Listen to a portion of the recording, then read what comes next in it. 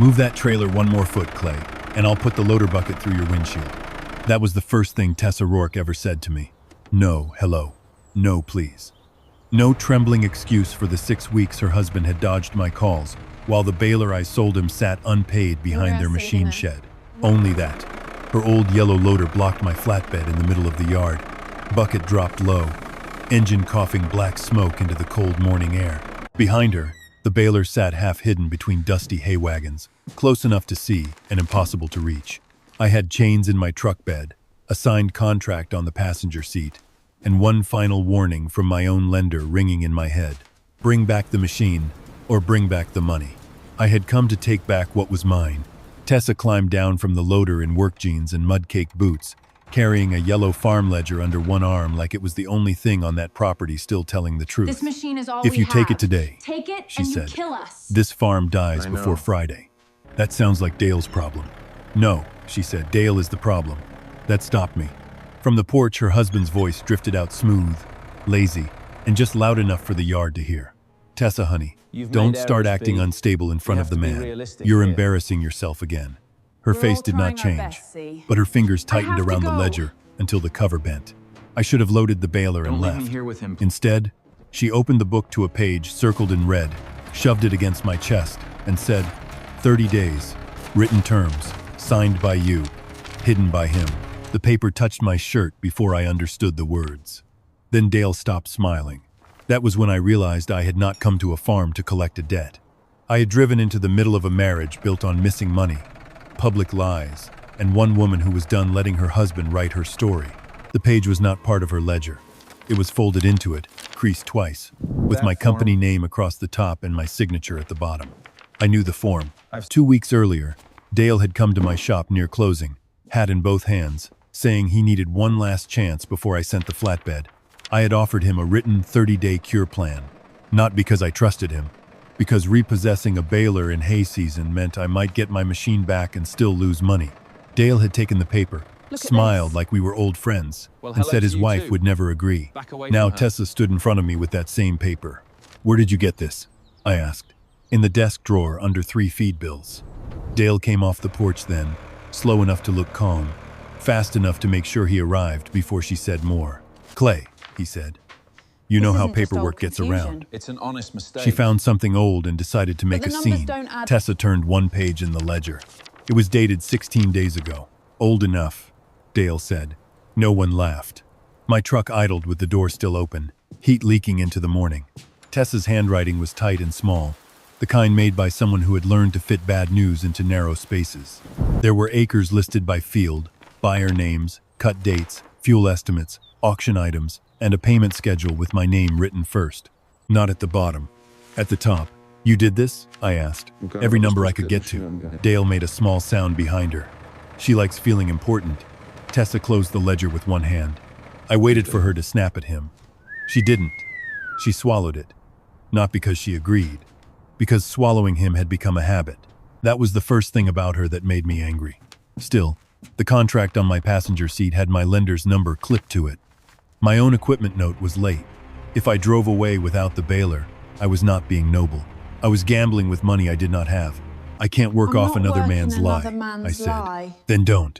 Tessa stepped closer. Work off mine. Dale laughed once. Hear that? Now she's offering herself as collateral.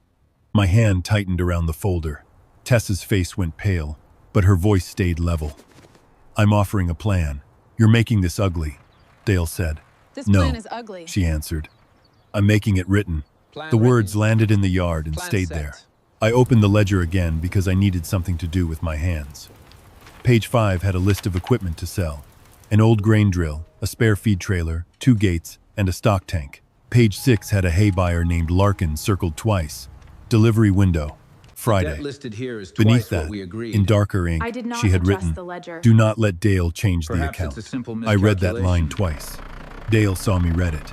His voice dropped. Clay, that is family business. Tessa's shoulders locked, and the open truck door tapped once in the wind. What account? I asked. Tessa looked at Dale then. He looked away first. My first payment comes from the Larkin hay sale, I said. If we get the baler through the week, Tessa said. If we cut the north field before rain, if the buyer doesn't get scared off, if he doesn't reroute it before the check clears. Dale threw his hands up. Listen to her. This is what I deal with. Everything is a conspiracy. Tessa pulled out a bank receipt, folded so many times the paper had softened at the seams. This was last month, she said. Dale stepped toward her. Don't. The word came out too sharp. There it was. A crack in the easy smile. She did not hand me the receipt. Not yet. She held it between two fingers and looked at me like the next choice belonged to both of us, but for different reasons. I could take the bailer and protect myself, or I could give her 30 days and risk becoming exactly what my lender already thought I was. A man too easy to talk out of what he was owed. What happens if I say no? I asked. Tessa looked past me at the machine shed. Then you take your machine, she said. Dale tells town I lost the farm because I panicked. The bank believes him because his name is louder. Larkin buys hay from someone else. You get a baler that still needs repairs. And I spend the next year listening to people say I should have been easier to help. Dale smiled again, but it came late. Tessa, he said softly, you're tired. She looked at him, and something in her expression finally moved. Not anger, something older. I'm tired because I kept carrying the part of this marriage you kept selling. The loader engine coughed hard, then steadied. I walked back to my truck and took out a blank contract sheet. Dale's smile vanished completely. Clay, he said, don't let her drag you into this. I laid the paper on the hood of my truck. I'm already in it, I said. My name is on the debt. Tessa stood on the other side of the hood, ledger open, one gloved hand, holding the pages against the wind. 30 days, I said. First payment from the Larkin sale. No routing changes without your signature and mine. I inspect the baler before it runs. If one payment misses, I take the machine without another argument. Tessa nodded once. Dale stepped closer. It's my farm. For the first time that morning, Tessa smiled. It was small, tired, and not kind. Then tell him where the hay money went. Dale said nothing. Where's the hay money? The pen in my hand suddenly felt heavier than the chains in my truck bed. The pen did not move for a few seconds. Dale had been smiling all morning like the yard belonged to him, like the debt belonged to me, like Tessa's anger was just weather that would pass if nobody took it seriously. But when she asked where the hay money had gone, he looked at the gravel. That was answer enough. I wrote the terms anyway. 30 days. First payment from the Larkin hay sale. No payment changes without Tessa's signature and mine. Baler inspected before use. Missed payment meant immediate repossession, no more warnings. Tessa signed first. Her hands stayed steady. Dale refused to touch the paper. It's not valid without me, he said. It's valid with the person offering the payment plan, I said. His eyes narrowed. You always let women talk you into bad business? That one found a place under my ribs. Dale did not know me, but men like him had a way of throwing a hook where the scar already was. I folded one copy into my folder, one into Tessa's ledger, and one under the windshield clip while the ink dried in the cold. I'll be here at 6 tomorrow, I said. Tessa nodded. Dale laughed softly. He won't be. Men with sense don't come back after they've had time to think. I climbed into my truck without answering. That was an old habit of mine, silence. I used to think it made me dignified. Most of the time, it just gave louder people a clean page to write on. I learned that from my father's shop. Mercer equipment had never been big, but it had been ours. My father believed a handshake still meant something if you gave people enough chances to prove it. He fixed machines before deposits cleared. He loaned parts to neighbors who promised to pay after harvest. By the time he got sick, the shop was full of good men's promises and not enough cash. I told myself I would not become him. Then I became the other thing. Harder, quicker with paperwork, less patient when somebody said they were trying. That night, I sat at my kitchen table with Tessa's copy of the plan beside my own overdue notice. 30 days was not mercy. It was exposure. If Tessa failed, everyone would say I had been fooled again. If I took the baler, the farm might fail before anyone learned. Dale had hollowed it out from the inside. At 5:41 the next morning, my service truck rolled through the Rourke gate with no flatbed behind it. Tessa was already by the machine shed. She had the ledger on the hood of an old pickup, a grease gun in one hand, and a thermos set beside a pile of worn belts. The loader was parked off to the side now. Bucket lowered like a dog finally told to sit. No trailer, she said. Don't make me wish I brought one. I won't. She said it without softness, which helped. Pity would have made me leave. We started with the baler. The machine was worse than it had looked from the yard. One pickup tooth was missing. Two were bent. The chain had slack in it. The twine knife was dull. And one bearing had the dry rasp of trouble waiting for heat. Tessa listened while I named each problem. She did not flinch. She wrote it down. "How much?" she asked. "Parts or truth?" Her mouth almost moved into a smile. "Start with parts." I gave her the number. She shut her eyes for one breath, opened them, and crossed something out in the ledger. "What was that?" "New gate." "You need that gate?" "I need the baler more." That was how the morning went. Not hope. Triage. We fixed what had to hold and marked what could not be ignored past Friday. Dale came out once around 8, with a mug in his hand and clean boots on his feet. "Looks expensive," he said. Tessa kept threading twine through the guide. "It is." He looked at me. "See?" She hears one number and starts cutting from the wrong place. "She cut a gate," I said, "not the bearing." Dale's smile thinned. Tessa's hand paused on the twine, just long enough for me to notice. Nobody had said she made the right call in a long time. By 10, we moved to the north field. The hay stood high enough to brush the tractor steps, pale green under a sky that looked too clear to trust. Tessa climbed into the tractor, checked the gauges, tapped the fuel glass, listened to the idle, then leaned out. "Lower strip stays wet," she called. "Don't let me cut too close to the wash." "You telling me, or reminding yourself?" "Both." I followed in the service truck along the field road, stopping twice to check the cut. She drove carefully, not slow, not scared, just aware. The tractor did not boss her around. She listened to it. Around noon, my phone buzzed against the dashboard. It was my lender. He let it ring. Tessa saw the screen. "You can take that. It can wait." "No," she said, shutting down the tractor. "It probably can't." I answered beside the truck, facing away from her in the field. "I have a signed cure plan and first payment scheduled from a verified hay sale." He wanted a date. I gave him Friday. He wanted assurance. I looked at the baler, then at Tessa standing beside the tractor with grease on one sleeve and dust across her cheek. "You'll have money or a machine," I said. After I hung up, she did not ask how bad it was. She handed me half a sandwich wrapped in wax paper. "I don't need your lunch." "I know," she said. "Eat it anyway. People make dumb decisions when they're hungry." I almost handed it back. Then my stomach answered for me. We ate on the tailgate without talking much. Across the yard, Dale's truck was gone. The farmhouse windows stayed blank. Tessa opened the ledger on her knee and added the lender deadline under my payment line. "You don't have to write my problem in your book," I said. "It's already in the field." I looked at her. She capped the pen. "If I miss that payment, you don't just lose patience, you lose room." It was such a plain way to say it that I had no defense ready. Most people saw the truck, the chains, the contract, and decided I was the pressure. Tessa had looked once and seen the pressure behind me. That did not make me trust her, but it made me quieter. By late afternoon, the first strip was down. Not enough. Not close. But down. Tessa stood at the edge of the field, one hand on the fender, watching the hay lie in clean rows behind her. "Dale told people I never finish what I start," she said. I kept my eyes on the field. "Do you?" She gave me a sharp look. It was a fair one. Then she looked back at the rows. "I finished plenty." I just let him stand closer to the credit. A pickup slowed on the county road. Chuck Harlan from the feed store leaned out the window, eyes moving from Tessa to me to the cut hay. "Busy place today," he called. Tessa closed the ledger. Chuck grinned like he had found something cheaper than feed to sell. "Dale know you two are running things now?" The question hung over the field longer than his truck did. Tessa said nothing until the dust settled. Then she opened the ledger again and wrote down the time we finished the north strip. Not Chuck's words. Not Dale's absence. The work. I understood then that her old wound was not that people failed to see her. It was that they saw the work, took the benefit, and still let someone else name it.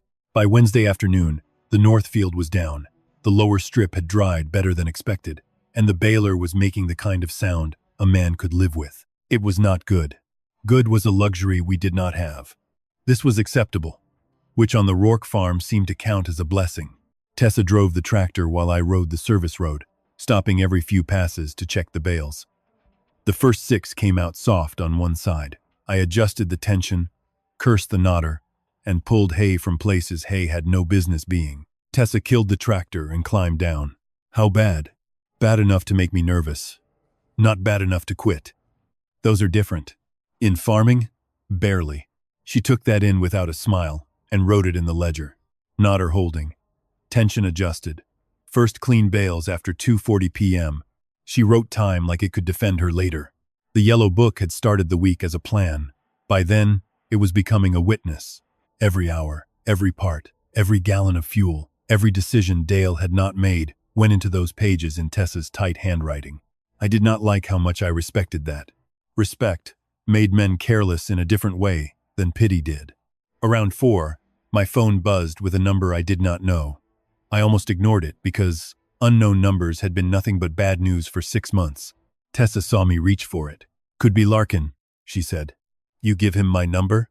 I gave him the number of the man whose machine is doing the work. There was a clean edge in her voice, but not an apology. I answered. Clay Mercer? Yes. This is Paul Larkin. I'm supposed to be taking the first load from Rourke on Friday. Tessa stopped writing. I put the call on speaker and set the phone on the fender. Mr. Larkin, I said. We're still on schedule if the weather holds. That's what Mrs. Rourke told me. He paused. Paper moved on his end. I'm calling because I received a revised payment instruction this morning. Tessa's pen rolled off the ledger and dropped into the grass. I bent to pick it up. Revised how? I asked. Different routing number. Same farm name listed, but different account ending. Came from Dale's email.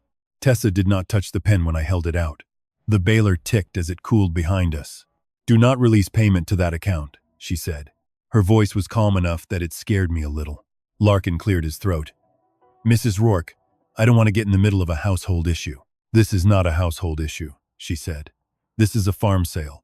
The hay is being cut under a written payment plan, and the operating account is listed in the original agreement. I have the original agreement here, Larkin said. But Dale said you were under stress, and he was simplifying things. Tessa shut her eyes, only for one breath. When she opened them, something in her had hardened into place. Mr. Larkin, she said. Did he use the word unstable? The other end went quiet. My hand closed around the phone. Larkin's answer came slower. He said you were overwhelmed. That was not my question. A truck passed on the county road, throwing dust over the ditch. Yes, Larkin said.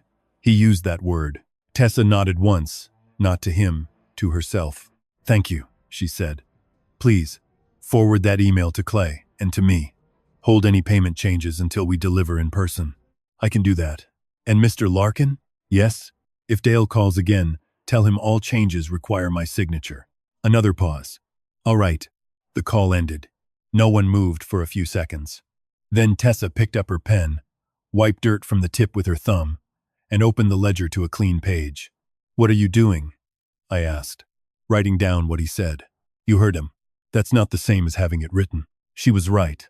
A minute later, my phone buzzed again.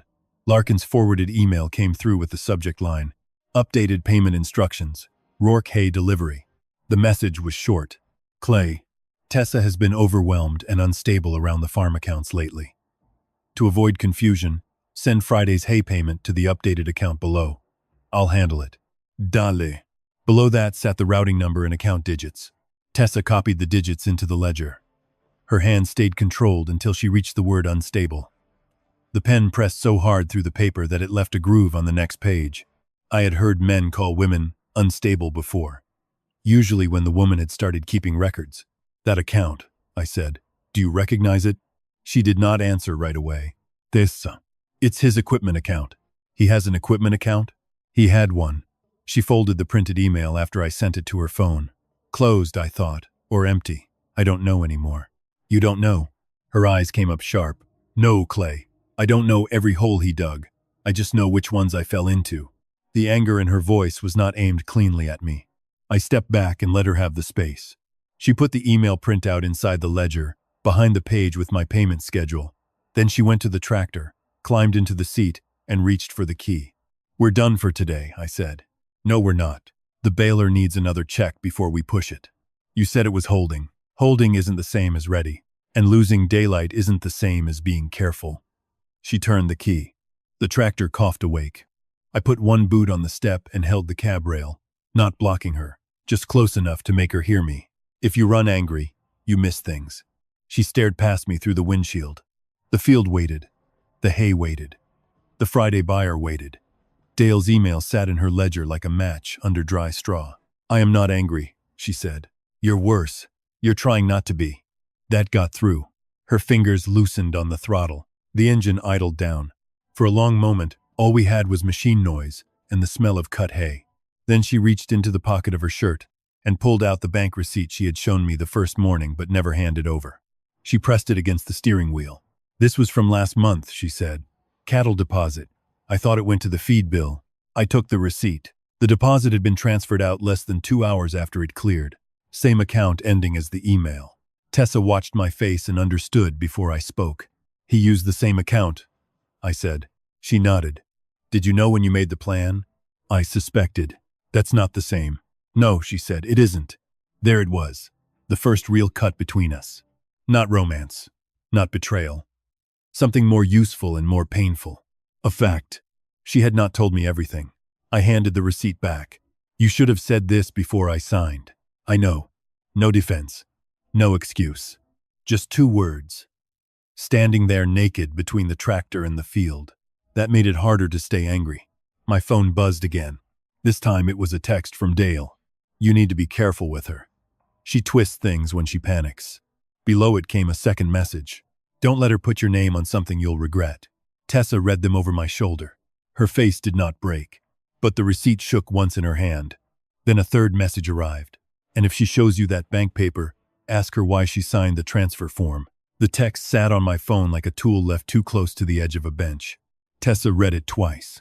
Her face did not break. Instead, she went still in the tractor seat, one hand on the wheel, the old receipt folded between 2 fingers. What transfer form? I asked. She shut the tractor off. I signed something last winter. What kind of something? A temporary authorization. Dale said a cattle buyer had the wrong account on file, and the bank needed both signatures to fix it. And did they? She stared at the rows of hay drying under the hard blue sky. I don't know. That answer did more damage than an excuse. Larkin's email was in my inbox.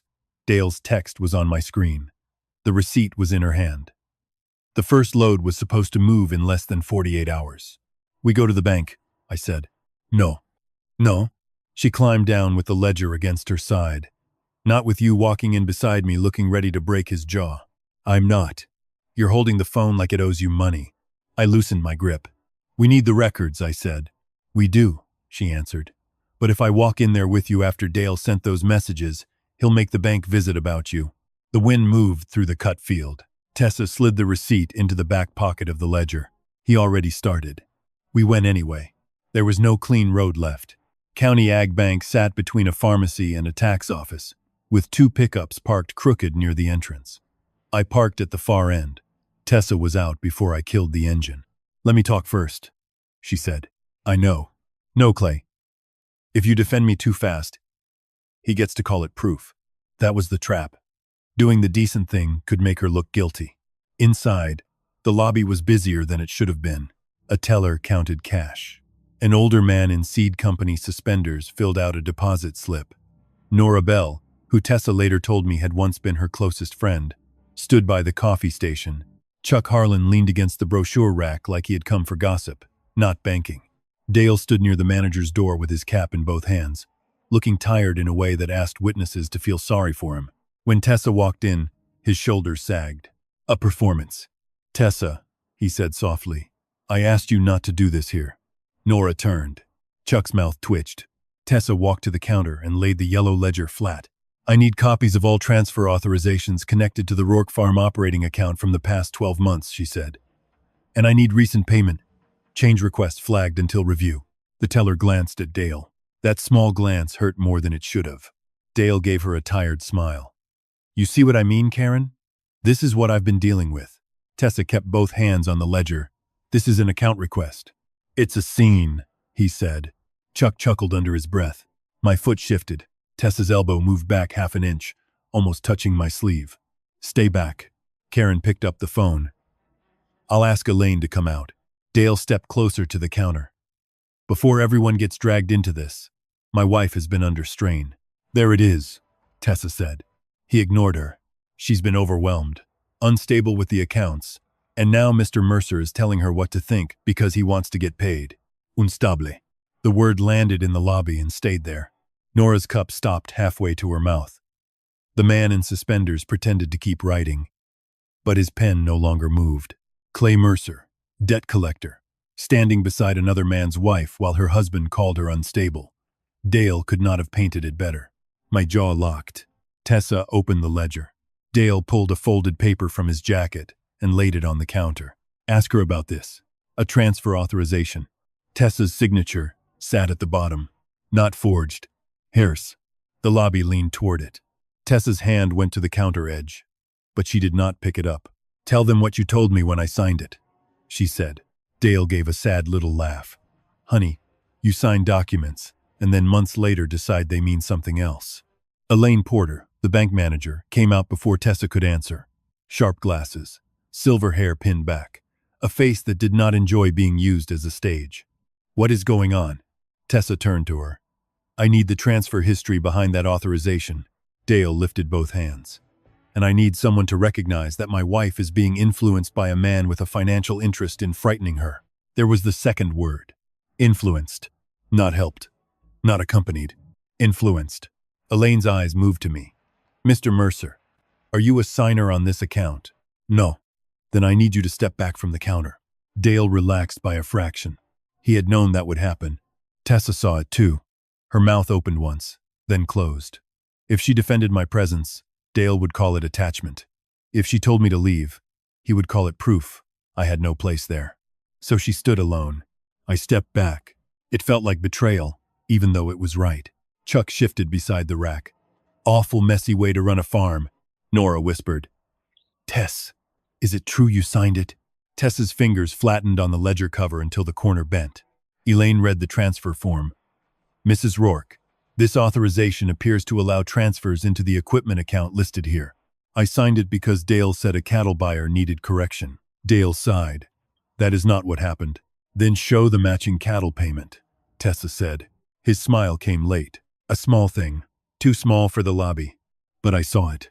Elaine noticed too. She looked at Dale. Do you have documentation tying this authorization to a specific cattle payment? Dale rubbed the brim of his cap. I'd have to look. Tessa let out one short breath. Not relief. Something sharper. Dale turned on her. This is why people worry about you. You get emotional, embarrass yourself, and make everyone else clean up the damage. Nora looked away. That was the public wound, not Dale's words. Nora believing enough of them to look away. Elaine folded the transfer form and set it beside the ledger. Until this is reviewed, I'm placing a temporary hold on any disputed incoming farm sale payments connected to these instructions.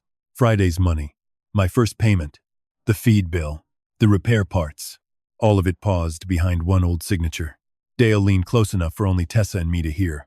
You should have let me handle this at home. Tessa picked up her ledger. For a second, I thought she might leave. Instead, she turned to Nora. I did sign it, she said, but not for what he did with it. Nora did not answer. Nobody did. Tessa walked past me toward the door with the ledger against her chest and every eye in the bank following her like she had already been convicted. Outside, she stopped beside my truck, but did not get in. The town kept moving around us. Cars passed. A bell rang over the pharmacy door. Somewhere down the block, someone laughed at something that had nothing to do with us. Tessa opened the ledger to the payment page and drew one clean line under Friday's date. Not crossed out. Underlined. Now, she said, her voice rough for the first time all day. We have to deliver hay no one is sure we're allowed to get paid for.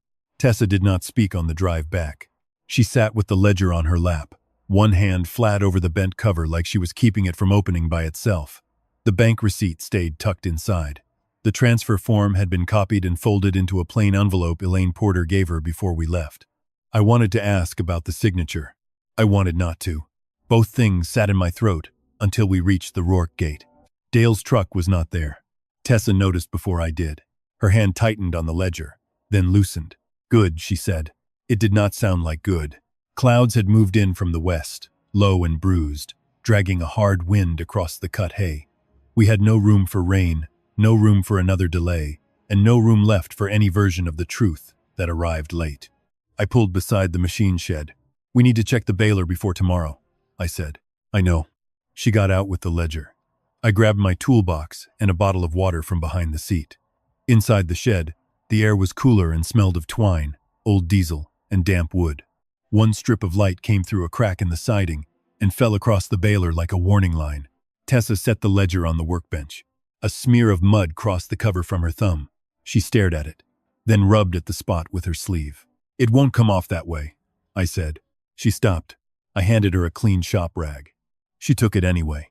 Thank you. I opened the baler panel and checked the chain. You should tell me now. She wiped the ledger once slowly. About the form. About whatever Dale thinks I'll regret. The rag went still in her hand. I signed it, she said. I know. No. You know my name is on it. That is not the same. I set the wrench down. Tessa opened the envelope and placed the transfer copy on the workbench between us. Her signature sat at the bottom in blue ink. Careful. Deliberate. The kind of signature a person makes when she has been told the wrong thing is necessary. Last winter, Dale told me the cattle buyer sent payment to the wrong place twice, she said. He said the feed store was threatening to cut us off. He said the bank needed a temporary authorization so he could correct incoming payments if I was in the field. Did you believe him? I wanted to. That answer was worse than yes. She folded the rag into a square, then unfolded it again. I saw the first transfer 2 weeks later. It went into the equipment account. He told me he had to cover an overdue repair bill before the bank saw it. He said if I made noise, they would pull the operating line. And you let it stand. Her chin lifted, but there was no defense in it. Yes. Then you let me sign a 30-day cure plan without telling me that account existed. She swallowed. I found your plan 3 days before you came. My hand closed over the edge of the baler panel. 3 days. Not 16 hours. Not one panicked morning with a loader blocking my trailer. 3 days. You had my name in that ledger before I ever drove through the gate. Yes. The word landed clean. No excuse wrapped around it.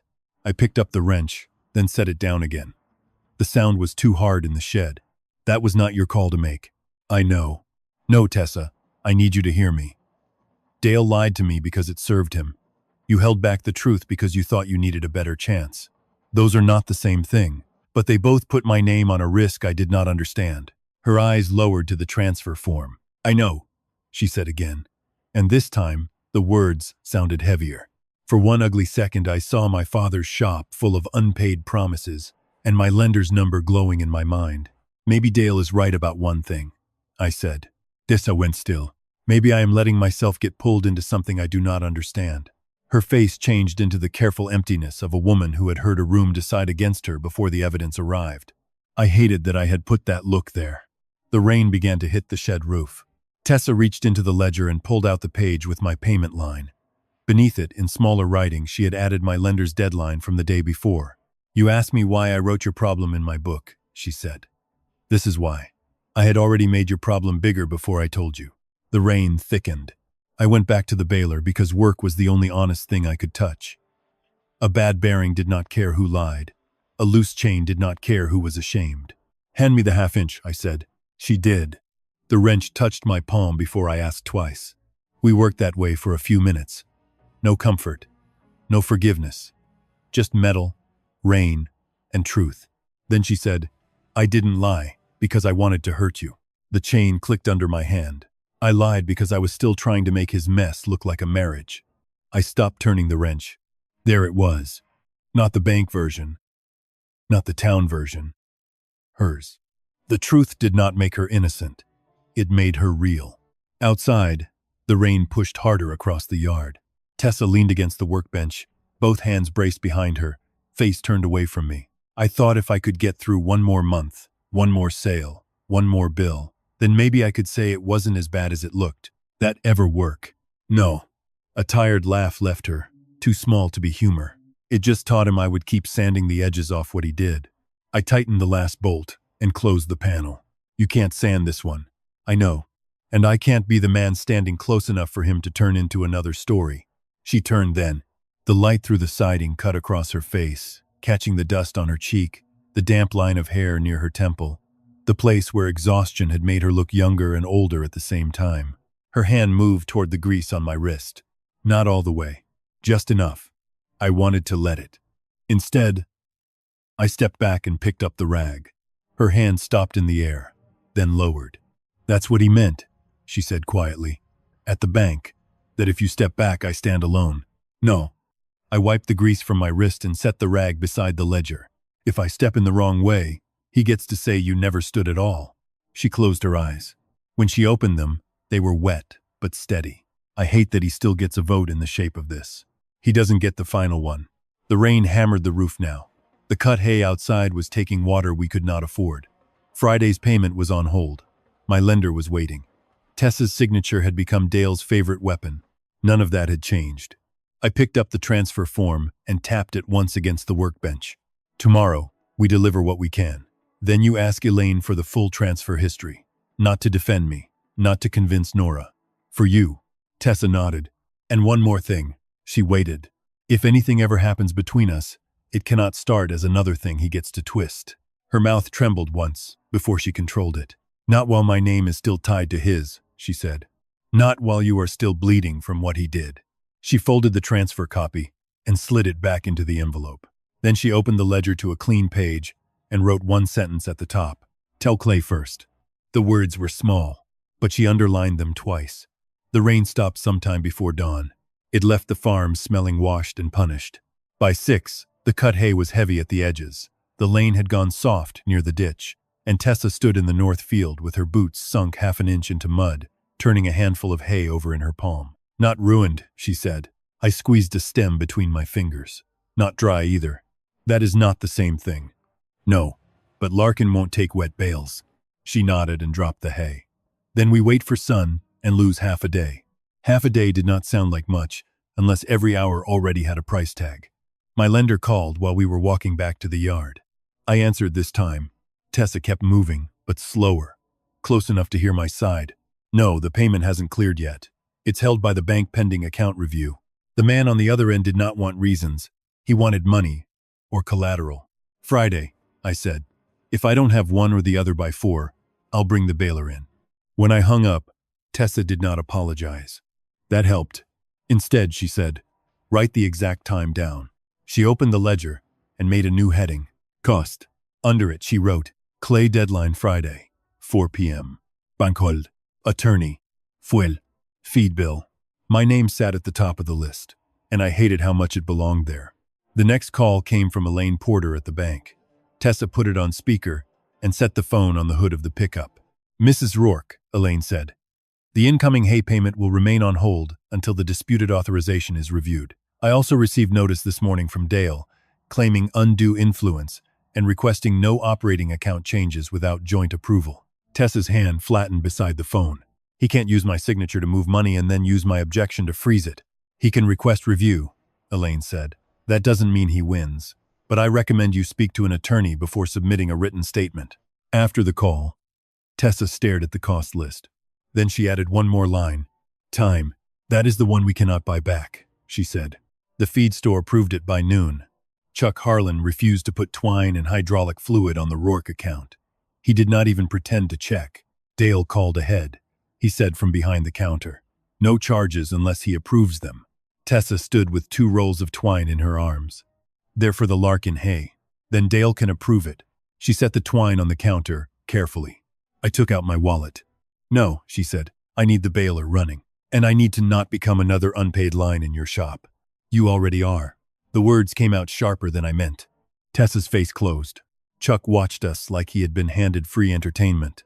I put my wallet away and placed my business card on the counter instead. Mercer Equipment will purchase the twine and fluid.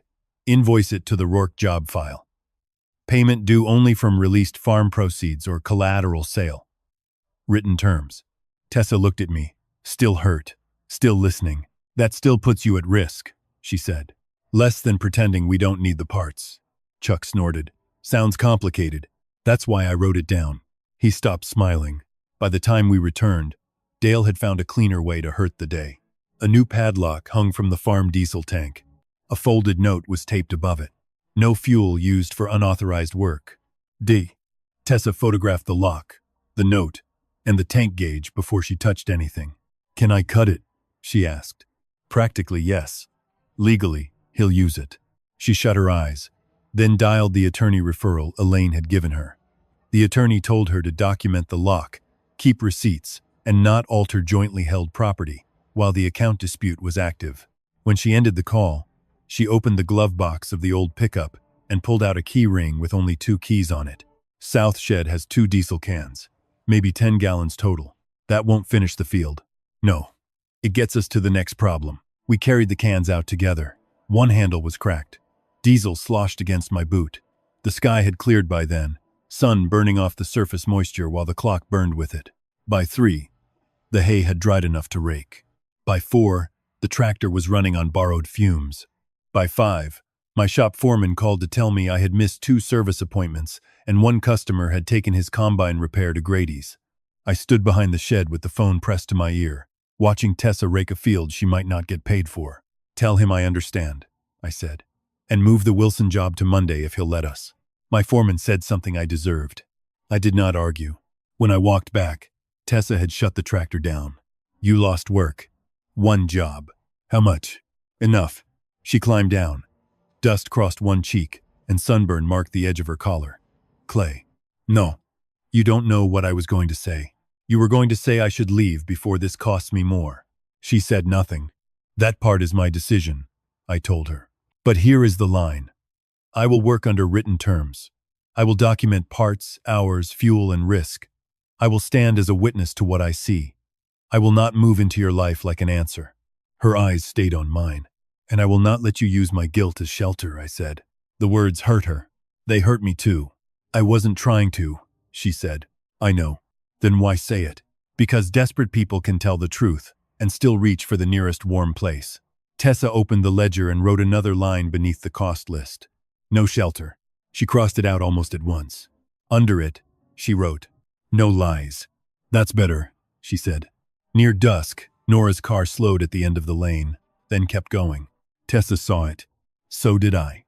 A few minutes later, her phone buzzed with Nora's name. Tessa let it ring until it stopped. She looked away at the bank. Tessa said, "She may be trying to come back. People like coming back after the damage has already done the work." There was nothing gentle to say to that. Nora returned 20 minutes later, and this time drove all the way up. She got out with a paper grocery bag clutched to her chest. "I brought supper," she said, "and I owe you a question." Tessa closed the ledger. "Only one?" Nora's face colored. At the bank, I should have asked Dale for proof before I looked away. Then my phone buzzed. A new email from Larkin. "Clay, Tessa, I received a second notice from Dale Rourke's attorney disputing Friday delivery authority. Unless I have clear authorization by noon tomorrow, I'll have to refuse the load." Tessa read it beside me. The color drained from her face, but the ledger stayed steady in her hand. "Noon tomorrow," she said. The practical cost had just become a clock. Noon tomorrow gave us 18 hours. That sounded possible until Tessa wrote the list. Dry the hay, get fuel, confirm delivery authority, answer the attorney notice, keep Larkin from walking, and keep my lender from sending a truck for the machine. She put every item under one heading. Before noon. Then she drew a box around it like a fence. Nora stood beside the pickup with the grocery bag still in her arms. "I can call Mr. Larkin," Nora said. "He knows my uncle. Maybe if someone local tells him." "No," Tessa said. The word came fast. Nora flinched. Tessa softened by half an inch, not more. "Dale has made this about who people believe. I can't fix that by sending more people to speak for me." Nora nodded, ashamed enough to stay quiet, and decent enough to stay anyway. We worked until dark. The field dried just enough to rake again, then enough to start baling under lights. Nora held a flashlight near the twine box while I adjusted the knotter. Tessa drove the tractor with her window open, listening for the change in pitch that meant the machine was getting hungry. By 10, we had half a load. By 11, my lender called again. I stepped behind the shed and answered. "You said Friday," I told him. "And you said payment was scheduled," he said. He was not wrong. When I came back, Tessa asked, "What did he say?" "He wants me to secure collateral if payment is uncertain." For a moment, the clean path was right there. Hook the flatbed, load the machine, and call it sane business. My father would have stayed too long. I had promised myself I would not. I took 2 steps toward my truck before I knew I had moved. Tessa saw it. So did Nora. No one stopped me. That was the worst part. I opened the truck door and looked at the empty space where the chains usually sat. I had left them at the shop by choice. At midnight, Larkin emailed again, forwarded from Dale's attorney. To all concerned parties, until marital property authority is clarified, no hay, equipment, or farm proceeds should be transferred, sold, released, or redirected under the influence of third-party creditor Clay Mercer. Attached was a statement from Dale. My wife has been emotionally unstable and unusually attached to Mr. Mercer since he began spending time at the property. I am concerned she is acting under pressure and making decisions that may damage the farm. Tessa read it once. Her face stayed steady until she reached unusually attached. Then she set the phone on the truck hood like it had become dirty. Nora covered her mouth. I didn't know he would say that, she whispered. Tessa turned toward her. What did you know? Nora's eyes filled too quickly. There it was. Ally complication, wearing a friend's face. At the bank, Nora said. After you left, Dale asked if you'd been acting different. I said you were tired. I said you didn't seem like yourself. Tessa's hand moved to the ledger but did not open it. Nora kept talking, words coming faster now. I meant because you were under so much stress. I didn't mean unstable. I didn't mean him. But he used it, Tessa said. Yes, Dale had not needed to invent every witness. He only needed to bend one sentence from someone who had once loved Tessa enough to be trusted. Nora started crying. Tessa did not comfort her. Old Tessa might have softened the moment, made Nora feel less guilty so the air could move again. This Tessa picked up the phone and forwarded the attorney letter to Elaine Porter. Then she opened the ledger and wrote. Nora said tired. Dale used unstable. Nora wiped her face. I'm sorry. I know, Tessa said. It was not forgiveness. It was receipt. At 1 a.m, the baler jammed. The pickup packed tight. The shear bolt snapped, and the field went quiet except for the tractor engine idling uselessly. Tessa climbed down too fast and slipped in the damp grass. I caught her by the elbow. She pulled away, not angry at me, angry at needing a hand. I'm fine. You're limping. I said I'm fine. You're also lying badly. That made Nora give one wet, surprised laugh. Tessa glared at both of us, then sat on the tractor step and checked her ankle with both hands. Not broken, twisted enough to hurt. I cleared the jam while she held the flashlight. Her light shook once, then steadied. At 2, my lender texted, final deadline remains Friday. If payment is uncertain, secure collateral immediately. Secure collateral. A clean phrase for, take the baler and leave. I stared at the words too long. Tessa noticed. Do it, she said. What? Take it. The flashlight beam dropped to the ground. Nora whispered. Tess.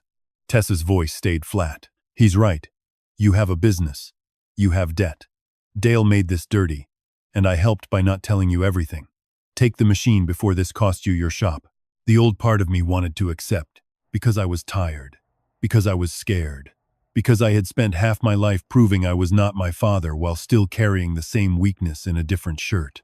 My thumb hovered over the reply.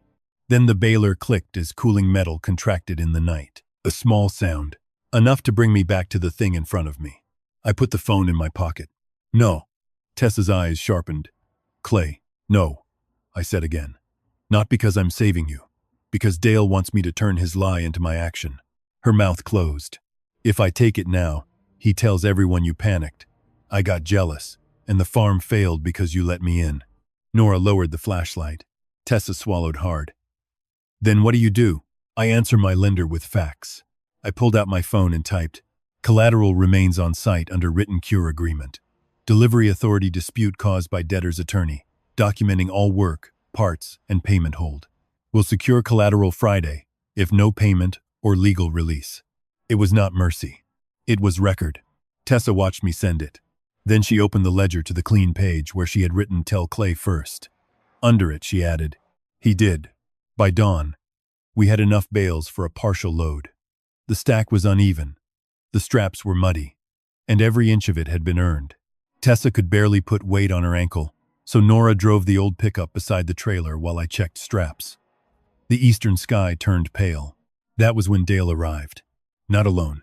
He came in his brother's truck, with a man in a sport coat beside him, and Chuck Harlan following in his own pickup like a crow that had smelled corn.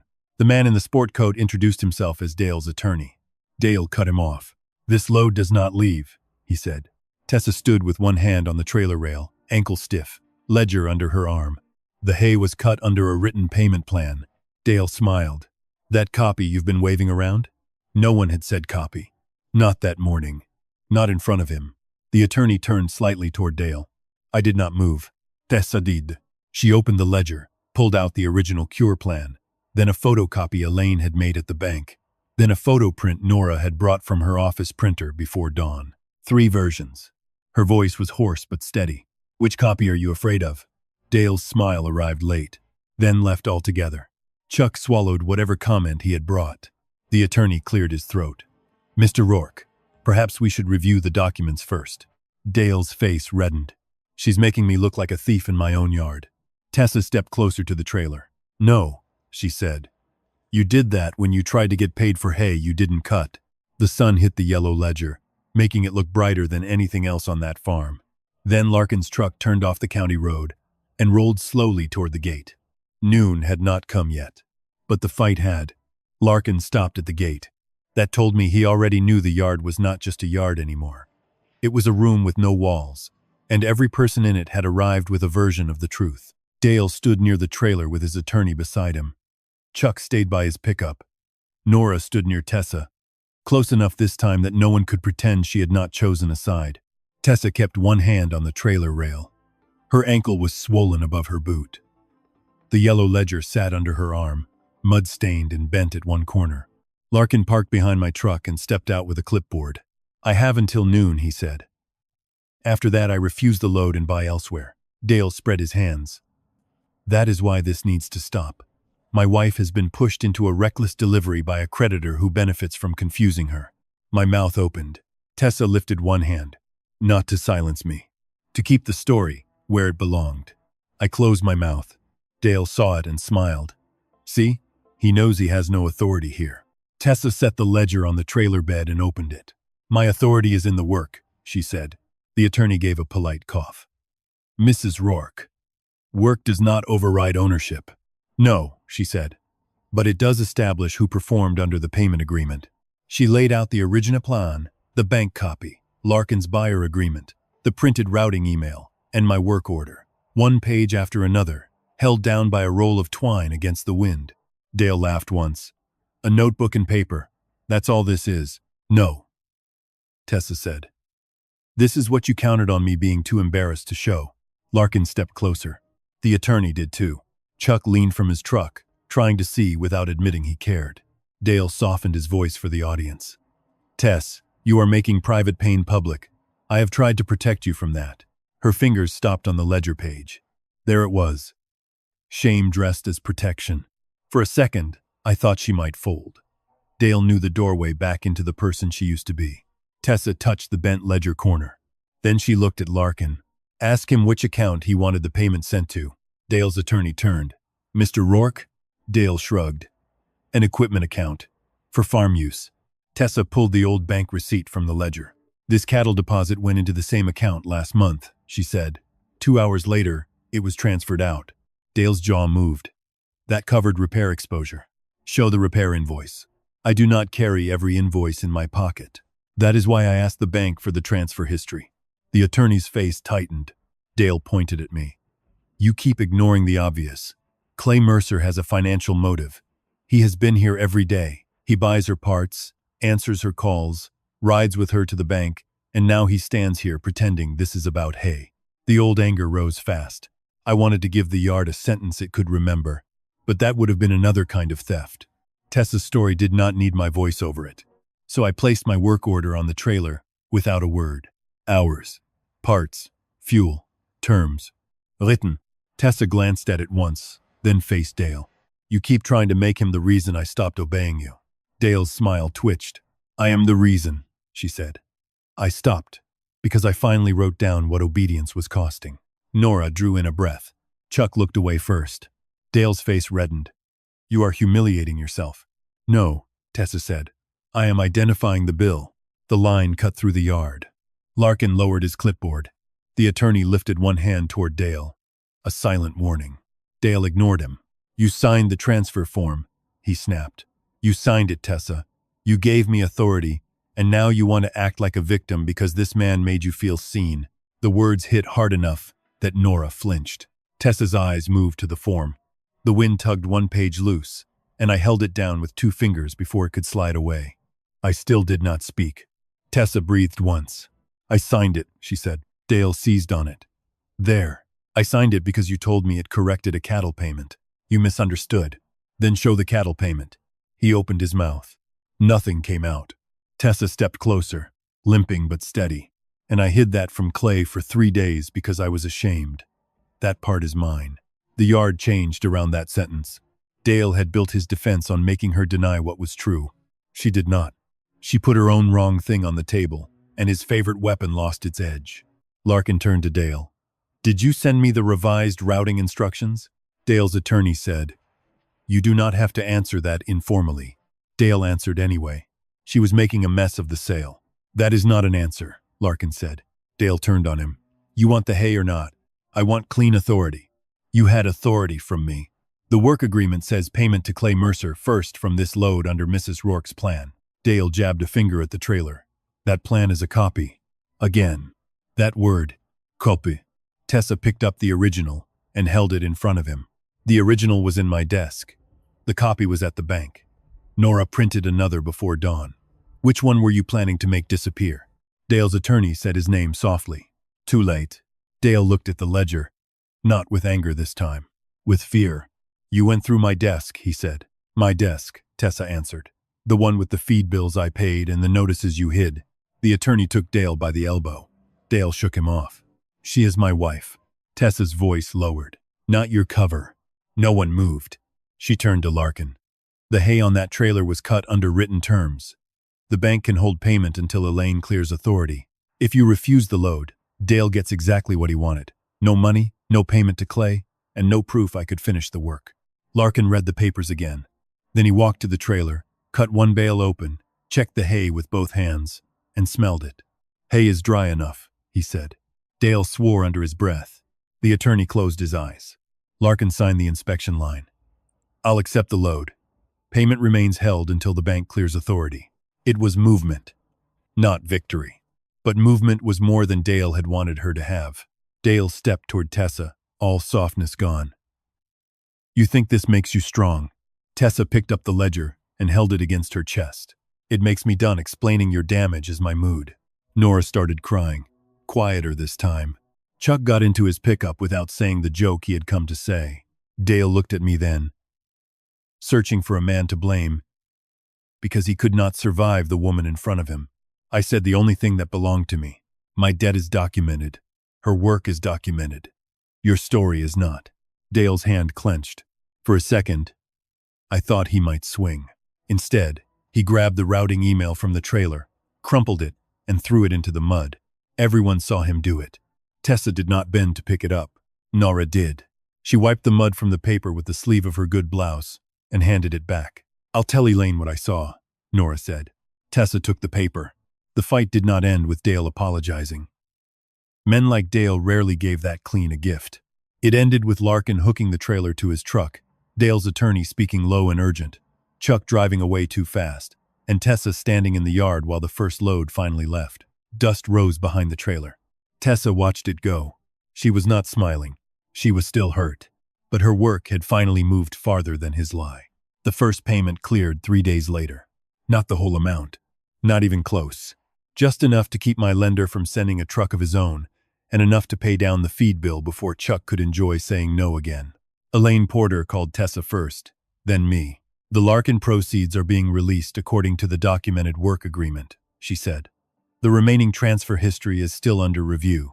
That meant the truth had won one door, not the house. Tessa did not celebrate when I told her the money had hit my account. She was standing by the machine shed with her ankle wrapped, one hand resting on the baler panel, the yellow ledger tucked under her arm.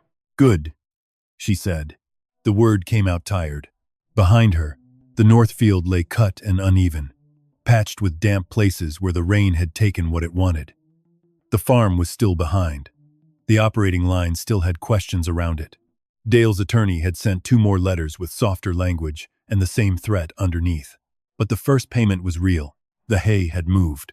And Dale no longer had a clean way to say none of it had happened. He left the farm the following week. No dramatic goodbye. No slammed door. Men like Dale saved theater for rooms where it could serve them. He packed 2 duffel bags, a fishing cooler, and the framed photo of his father standing beside the old barn. Tessa watched from the porch. I was not there. She told me later.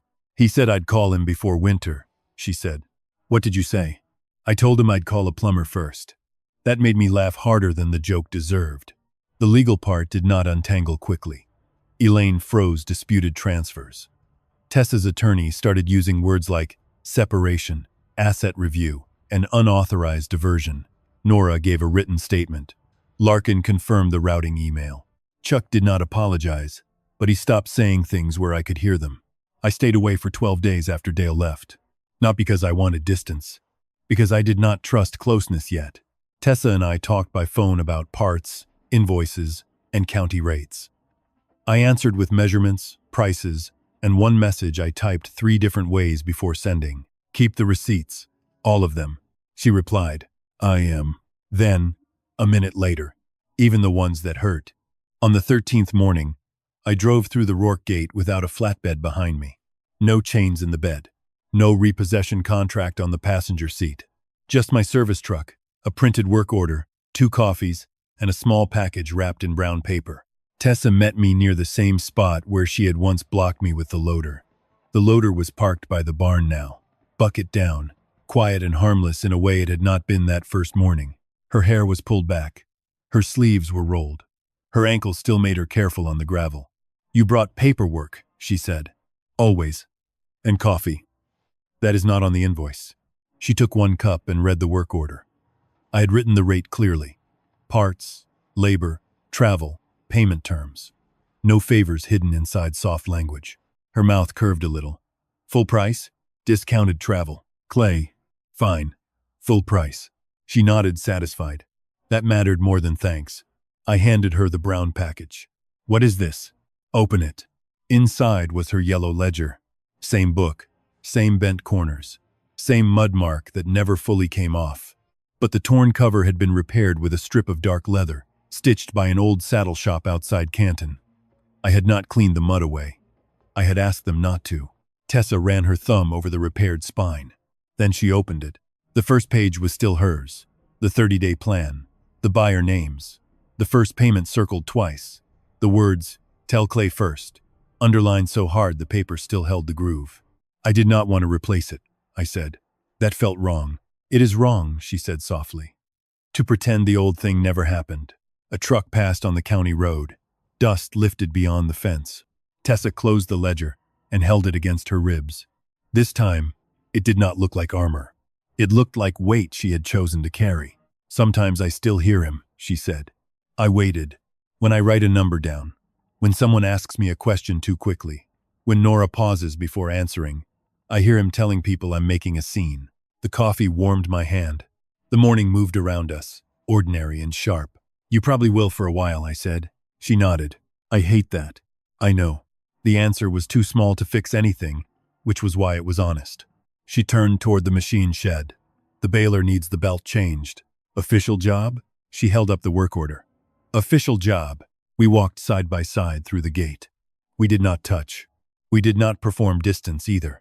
At the shed, she set the ledger on the workbench, not in the center, not hidden under bills, just beside the toolbox where it could be reached. I opened the baler panel. She handed me the right wrench before I asked for it. Some habits are scars. Some become language. Halfway through the repair, she wiped grease from her thumb with the same kind of shop rag I had given her the night she told me the truth. Clay. Yeah? Ask me tomorrow. My hand paused on the belt. It was not a confession yet. It was a door left unlocked without being pushed open. I tightened the belt and checked the tension twice. Tomorrow, I said. She smiled then. Not clean, not healed, not free of everything behind her, but real. The first time I came through that gate, I had chains in the bed and a contract on the seat. This time, I had a work order, 2 empty coffee cups, and her ledger open on the bench between us. It still held the old numbers. It still held the damage. But there was space on the next page. And when Tessa picked up her pen, no one in that yard told her what her own story meant. Some people do not destroy you by shouting. They do it by writing a version of you that everyone else can believe. And sometimes, the person who helps you survive is not the person who fixes your life. It is the person who finally stands close enough to say, "No, that is not what happened." If this story stayed with you, tell me in the comments, have you ever had to fight for the truth of your own life? And if you want more stories like this, leave a like, subscribe, and I'll see you in the next one.